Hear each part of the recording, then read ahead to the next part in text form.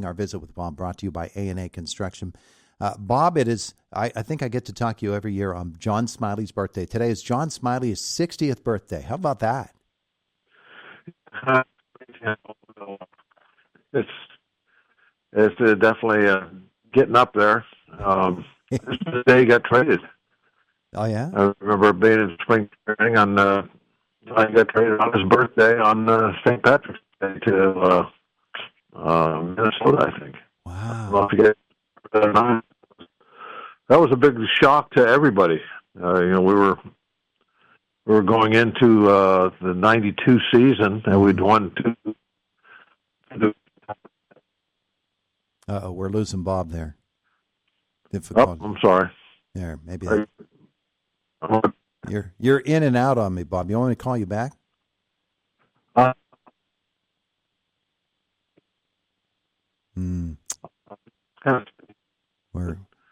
We're having all kinds of difficulty getting Bob here this morning. Okay, well, call me back. Okay, if you can hear. We'll do that. We're going to call Bob right back. We'll hit the pause button this morning. Brought to you by A&A Construction. Bob, I hope this works out a little bit better. But we were talking about John Smiley and the trade of him on his birthday. Boy, that's rude, isn't it? Yeah, that was a messed up day for sure. I mean, like I said, it was a surprise to everybody. He was our 20-game winner. He was one of our. We had two top dog pitchers, he and Draybeck, and they were two of the best in the league. And then, we're looking to win a championship, and they traded Smiley, and that. Talk about a trade that did not go down well with the players. I mean, it was not good, or the fans for that matter. Yeah. But we were from the Pirates standpoint, I guess it kind of really rallied the troops together, and we ended up having another good year and coming in first place. But it would have been so much easier if we would have had Smiles with us. And he didn't want to go. I mean, he loved Pittsburgh. He made Pittsburgh his home. Yeah. It was a tough day. That was for sure. But that happens a lot in baseball. Guys get traded away, and nothing they can do about it. But a lefty like John Smiley, I always admired the way that he pitched the baseball, and the way that he set up hitters. I just thought John Smiley was a really smart pitcher. He had great stuff, obviously. Is there somebody on this Pirates team now, or that you've seen in the minors, especially a lefty, who compares favorably with John Smiley? Well, you see a lot of guys that compare favorably with Smiley, like when he was in the minor leagues. That's kind of like how people are when they're coming through the minor leagues. It's all about how good their stuff is and that sort of thing. And when he first came up, I mean, he got called up from A-ball. I don't know if you remember that or not. Yeah. He didn't pitch in Double-A or Triple-A ever. And so he was just this young guy that threw real hard, had a big curveball, and it was kind of like more like a Rod Scurry. You remember Rod Scurry? Well, it's his birthday today too. Oh, it is. Wow, yes. How about that? Yeah, that's pretty amazing. Amazing you bring him up. God bless your soul. But he really was just kind of like a stuff guy when he came up. Yeah. He was a reliever too, and then they made him a starter, and I was thinking, wow, he's a hard throwing lefty, he's wild, all this. I don't know how is this going to really work out. But I'll tell you what, Ray Miller did a fantastic job with John. Got him to throw that circle changeup, and now that changed everything. And then that was really the thing about him setting up hitters. He had that high fastball that guys had a hard time getting to, and so they were always trying to start the bat a little bit early. And then he had that changeup that Ray Miller taught him. I mean, that turned his world around, and he went from a little bit of a wild young reliever that first year into a very solid, championship type starting pitcher. So yeah, sometimes that he's an example of just that one pitch can make a big difference. So you're always being open-minded about learning a new thing. Yeah, well, people always made a thing about Ray Miller and his work fast. change speeds, and throw strikes. I think those were the three things that Ray Miller always emphasized. And I don't know that is the emphasis with pitchers today, but I know that if you are doing those three things, you're a pretty solid pitcher in the big leagues. And the Pirates have some guys who can do that, and some guys who probably are going to learn to do that. It is a process, isn't it? Yeah, the things have changed as far as pitching, philosophies and strategies. You only had a 24-man roster back then, and you had a bigger bench. There was no DH, so you had to have extra guys on the bench for pinch hitting and things like that. So you didn't have you had 10, 11 guys a lot of times for your complete pitching staff. So the starters had to pitch maybe an extra inning than they do nowadays. Because you didn't have so many arms on every team. Mm-hmm. And because of that, there was less importance put on strikeouts and more importance on trying to be efficient and taking the sting out of the ball and using your defense, that sort of thing, keeping the ball out of the air, getting more ground balls, and that really kind of made things different 30 years ago from what it is now, because now you have you go out there and go as hard as you can for as long as you can, and we'll see what happens. And if you don't let them hit the ball and put it in play, you strike them out, well, then they're not going to be able to get any hits.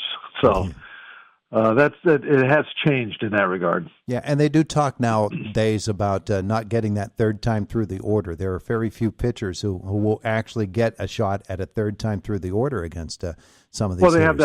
have that luxury because how many guys are in the bullpen nowadays? Yeah. When you had 5 guys down there, maybe 6, and you didn't have that luxury, you better learn to go 3 times through that lineup. Yeah, you're right. Hey, speaking of which, I think the Pirates have some guys that might sort of crack that formula. Paul Skeens, you're going to let him stay out there as long as you possibly can. Mitch Keller is another one that when Mitch gets on a roll, it's pretty amazing to watch. Those guys, their minimum is a 6-inning outing. That's their minimum.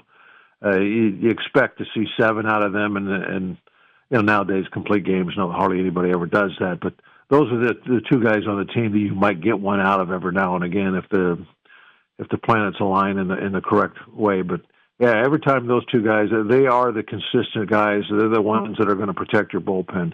They're going 6 at a minimum, probably 7 on most nights. So they're a luxury item to have out there now. Yeah, they really are. I think back to when guys like Gibson were putting up like 20 and 25 complete games at a season. That's never going to happen again. Now, getting a complete game is a real rarity. Although with a guy like Skeens, that can happen every single time out. It's amazing to watch him pitch, and you'll get the chance to do that this afternoon. But the Pirates, they're stocked up on arms all the way through the minors.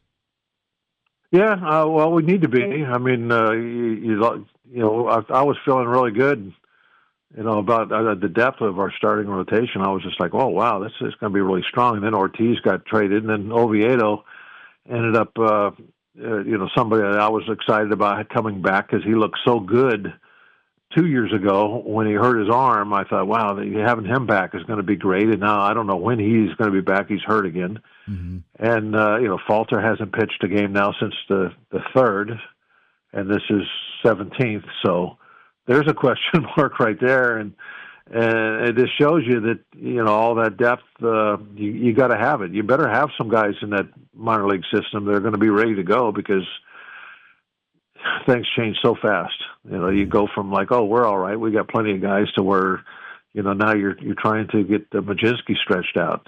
So, which is a viable option. I mean, I wouldn't be totally shocked if they continue to stretch him out and have to have him go back into that rotation. And he was a starter coming through the minor leagues, so who knows? It's kind of like always being able to maybe be open-minded and learn a new pitch. Well, be open-minded that maybe this guy that you didn't think could be a starter in the big leagues is going to prove you wrong. So we'll see. Yeah, we absolutely were. There's no such thing as a 5-man rotation anymore. No, not at all. Not when it comes. And heck, you brought Bob Gibson. He was doing that on a 4-man rotation. Yeah, I know. I was just going to say, you came up and it was a 4-man rotation when you first got to the big leagues. Yeah, we slipped in and out of a 4-man rotation. Even in AAA when I was in Richmond with the Braves, we pitched a lot in a 4-man rotation in the minor leagues. So it can be done. It's just it's all about mindset and what people think is acceptable and what's not. And nowadays, that's not acceptable. Yeah. It's kind of hard to believe too, Bob, that we're just a week and a couple of days away from the start of the season. It's amazing how quickly the month of March goes, isn't it? Yeah, well, I've been home most of March. I just got down here, so I don't want it to end real quick. This is my first year. I'm just coming down here just as a part timer. It's definitely a little different, but I'm actually really looking forward to this last week. I'm sitting here looking out my window at my first Florida sunrise. There you go. Oh, wow. How about that? Yeah, we're not exactly looking at a sunrise around these parts. In fact, nobody has power here today after the storms of yesterday. So. Yeah, that's what made it so tough for me to get to Florida yesterday. I mean, nobody was flying anywhere, all up and down the East Coast. Yeah, I bet. Are you staying for the first series in Miami? Yeah. I'm going on to Miami and then on to Tampa, and that's why when I actually asked him, I said, could I just do a week? And my wife's not coming down this year, so I wasn't going to come down here for a month. And there's just so much I could take of this Florida sunrises.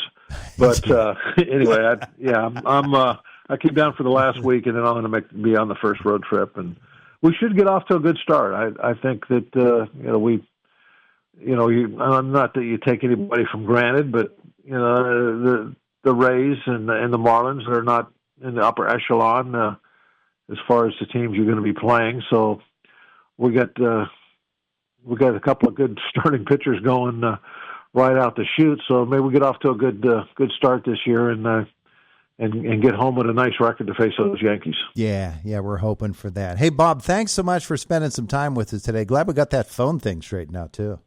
Yeah, well, I think it was key to me moving over to the window here. Well, that way it still only shows I have one bar, but it's hanging in there, so we're good. Yeah, plus you get to see the sunrise. Thanks, Bob. Yeah, okay, maybe I'll get up early Wednesday and go by the pool. We'll see. Yeah, rub it in. Thanks a lot. All right. We'll talk to you later. Bob Walk with us here this morning on Indiana in the Morning. Brought to you by A&A Construction, 8:25 in the morning. Boomer Sports next, and then a visit from the newsroom with Jake.